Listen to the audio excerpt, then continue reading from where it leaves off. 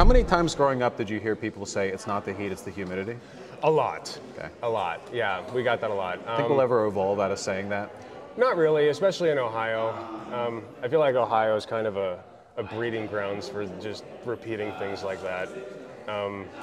Yeah, I don't know. Because you're looking for like a glint of normalcy in the otherwise, you know, SCP-ridden, wacky wonderland that is Ohio, right? Yes, it is. It's interesting. I've heard we have monsters there. Apparently, there was like a meme going around about like a bunch of what is it? SCP monsters? Right, Siren Head, Yeah. the Skibidi Toilet, Yeah, events with the radio head thing. No, that's a band. With the camera head guys, all of that, presumably something in the. Yes. Have you seen Skibidi Toilet? I have, yeah. Both online and IRL. I've seen a few Skibidi toilets running around in Ohio. Really? Okay, okay. Yeah. That's scary. It's art, you know. It's. I actually thought that Skibidi Toilet was very good. I thought it was a very artistic masterpiece. Oh, like unironically, Yeah. I'm just happy to see people using source mod filmmaker. It is Again, fun. it's you know, I kind of grew up on those, Yep. so it feels nice. All that Gmod stuff, baby. It's. Yeah, it's nice to see the younger generation really throwing it back. You know what I mean? Throwing it, not like that. Throwback is what I meant. You know what I meant? I was waiting for you to pick up that dropped ball. Oh God, that's gonna be clipped. Yeah, no. It's fine. No, it is. I mean, the children do crave Gmod. They yearn for the Gmod. You had like Purple Dreams on the PS4. What was it called? What? That game where it was like watery, wobbly, and you'd make your own games. So Roblox is like Gmod, but more corporatized. Yeah, I know what you're talking about. I forget. That was a really cool I think one. it was just called Dreams. Dreams, yeah. It was just kind of here and then gone, though, wasn't it? Because people want Gmod, man. They want the fucking silly faces with models that were made in 2006. That's the good stuff, man. I still watch. Oh man, this is gonna give away how much of a nerd I am. Did you ever watch like YouTube poops growing up? Yep. There was a lot of those. So Mama Luigi to you. Yeah. Mama Luigi to you as well. My brother still makes them. He actually just uploaded one about Shark 0 so that's a fun one. Nice. Yeah, Guitar Rocker. I don't know if you've ever seen him in the chat, but no, I think I've seen the chat name. Yeah, But yeah. keeping it current.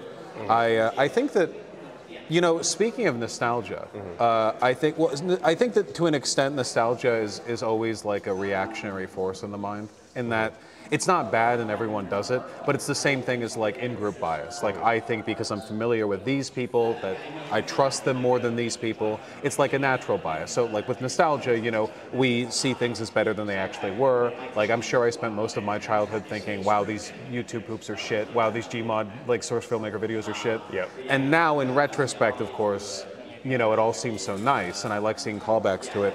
I wonder, have you seen the recent trend of the far right figures being more open about the like, hey, they took this from you and this was split screen and a pizza? Yeah.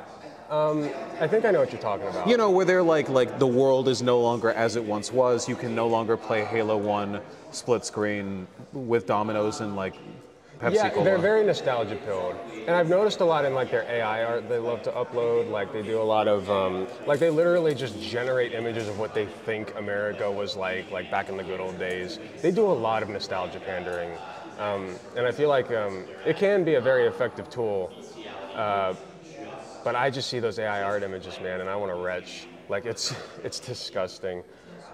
It's such inauthentic nostalgia too, because they're creating something that never actually existed. I bet a lot of the people who are doing that, like, oh, the split screen, you know, playing with my buds, they probably didn't do it that much, you know, because if they did, they know split screen fucking sucked, like really bad. It was screen cheating all over the place. Like I actually I went to a LAN party only once when I was growing up, and I was like, this is incredible.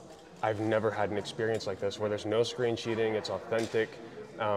I guess I did, I was online. But like being in the same room with a bunch of people, those LAN parties were fun. Or the one that I went to, I should say. But yeah, I was always on my brothers because I grew up with 3 brothers. And they were such bad screen cheaters, man.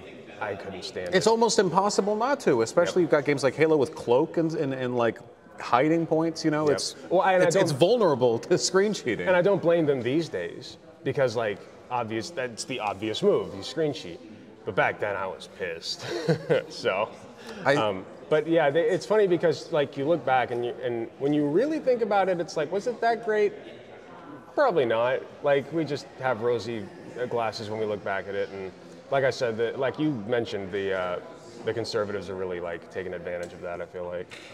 I wonder if there's any like general pushback that can be made on that, or if there's anything you can do. Because like for me personally, right, I did play split screen with my friends, and in retrospect, I remember having fun. I'm sure at the time, you know, who knows? Like, I can't remember how I felt 20 years ago. But like, just the other day, I was playing Lethal Company with my friends, just online, of course. You can't split screen that. And I mean, I was having a blast. I was laughing so hard I had to cut the mic so that I wouldn't like I had to not listen to them so I wouldn't like throw up from laughing or whatever. Like, they're getting into it, and I don't think, like, I probably had more fun then than I did when I was a kid doing the split screen stuff. Like, you know, that was probably a better individual experience than anything back then. It just makes me wonder sometimes if all the people who are doing that nostalgia pandering aren't mad that they can't have that anymore. They're mad that they never got that feeling.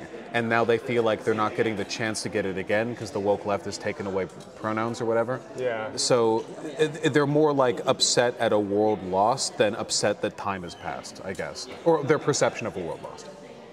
Yeah. Does that make any sense? I don't know if I'm just yapping, but there's like a weird psychological thing here. No, like it is the rosy glasses thing. It's like they're upset at the idea of the past being in the past because, like, I think you said, like, you could just pull up a split screen game again and play it with your buddies if you wanted to, but nobody does that. You know, it's not like you invite the boys over and have a split screen night. No, you're gonna all have your like individual setups. Even if you do that, usually people just sit at home and play with each other online. And it's like, well, if you want that back so bad, you could go get it, like, but they don't. So like you're saying, I get what you're saying. It's like they're upset at the idea of it, not like the reality of what it was. So yeah. It's just, I don't know. It's just weird to think about. It's just one of those social forces, like. You have in-group bias, but you fight against that, I guess, by letting people integrate a little bit, let them talk with each other. Big cities are a really good way of getting people to, you know, I don't know what on a systemic level you can do about something like nostalgia or like fake nostalgia pandering. I don't really have an idea. It was something that I've been thinking about lately. Yeah, and like I said with the AI art, you know, they're using it for every other thing, and nostalgia pandering is certainly one of them. And it sucks because those are good memories that I have of that. And it's like you see the conservatives using it and it's mucking it up, and it really gets my goat. I genuinely think that for a lot of them, it's not that they had it and they miss it. It's that there was a feeling that they thought they never got and now can't because something has changed, you know? Yeah. Like people who have never had a stable job in their lives saying that, like, the economy used to be so much better before immigration. Like, motherfucker, you never felt a good economy. What are you talking about? Like, what are you comparing that to? And I think they're imagining it, you know? Well, yeah, and, you know, their parents had it better. Like, their parents had more opportunities than they did, and so they grew up in a household, you know, that was relatively privileged. And so now they're adults, and the economy is, you know, frankly just terrible, and they don't have the same opportunities. And so I feel like, you know, they associate those things with a better time because, like I said, their parents had more opportunities, so they grew up in like a better house than they can afford for themselves now. Does that make sense? No, 100%. Yeah, it's just, I wish that it could be channeled towards more progressive politicking, as people often do with like housing prices, but not so much with, I don't know, split screen.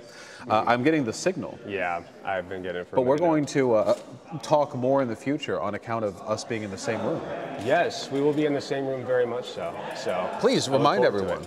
Who you are and where they can find you. Yeah, sorry, I'm Alec Gunter. You can find me at alecgunter.com or on my YouTube channel, youtube.com/AlecGunterTTV. We have a great time there. We got a great little tight-knit community. We got a Discord channel, so definitely hop in. And, you know, I just do kind of, people call me a Vaush clone, so, you know. No, you're taller and more muscular than I am. No. If anything, I'm sort of the feeble, you know, offspring. No, you're flattering me too much. I appreciate it. But, yeah, I really appreciate you having a talk with me, really.